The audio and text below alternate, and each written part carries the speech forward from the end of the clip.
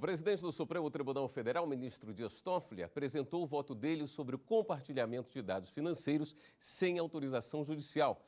Foi na sessão de hoje no plenário da Corte. A repórter Carla Lucena acompanhou e traz ao vivo os detalhes da decisão do ministro. Carla, boa noite.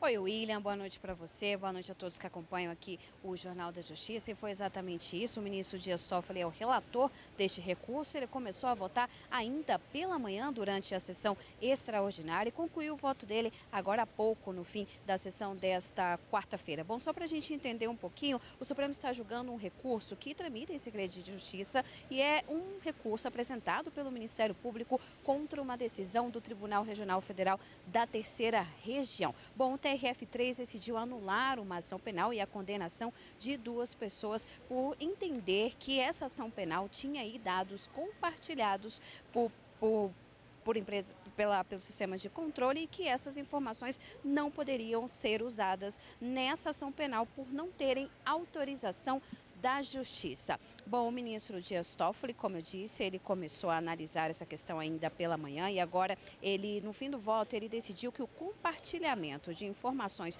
por exemplo, pela Receita Federal e também pelo antigo COAF, atual Unidade de Inteligência Financeira, pode ser compartilhado, mas no caso do COAF, essas informações elas podem ser compartilhadas assim como elas são recebidas. Já no caso da Receita Federal, há limites para esse compartilhamento. Por exemplo, não se pode compartilhar a declaração de imposto de renda de um contribuinte, nem, por exemplo, extratos bancários, porque, segundo o ministro, esses são dados sensíveis e, para isso, necessitaria-se a autorização e o aval do Judiciário. Mas então vamos acompanhar a reportagem sobre a sessão de hoje à tarde.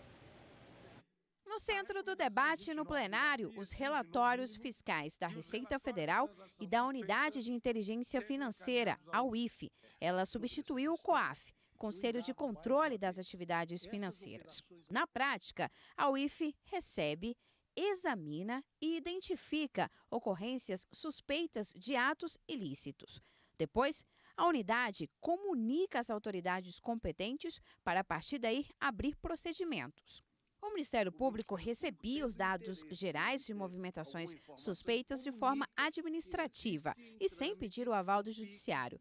O compartilhamento e as ações penais que usavam essas informações estão suspensas desde julho por decisão do ministro Dias Toffoli. Nessa quarta, ele defendeu que os dados são sigilosos e a determinação não restringiu o trabalho da UIF. Em nenhum momento a decisão tomada por mim impediu esses vasos comunicantes. Jamais. Só pessoas mal intencionadas para fazer tal leitura. Só pessoas que não respeitam as instituições. O ministro também disse que não cabe à unidade acessar extratos bancários e fornecer informações mais aprofundadas. A UIF brasileira, o antigo COAF, não tem nenhum poder persecutório ou investigatório. É agência de inteligência. Alguém já viu aqui relatório da ABIN como prova? Relatório de inteligência. É uma agência brasileira de inteligência. Aquilo não pode ser utilizado como prova. Ela somente recebe informações. Ela não requer informações. Então, ao receber um alerta, ela não pede o extrato da conta bancária.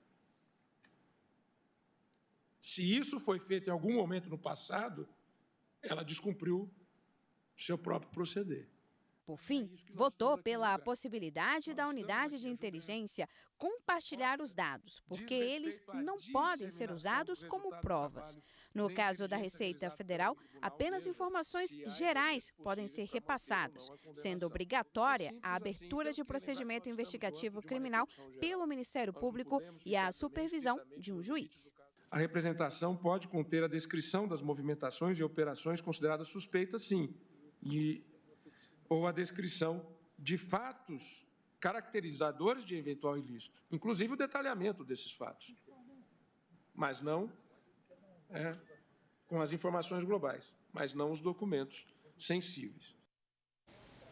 Bom, o julgamento ele foi suspenso após o voto do ministro Dias Toffoli, retorna na sessão de amanhã à tarde com o voto do ministro Alexandre de Moraes. E uma última informação, William, a decisão do Supremo neste caso vai valer para todo o país. E agora segue com você no estúdio. Ok, muito obrigado pelas informações.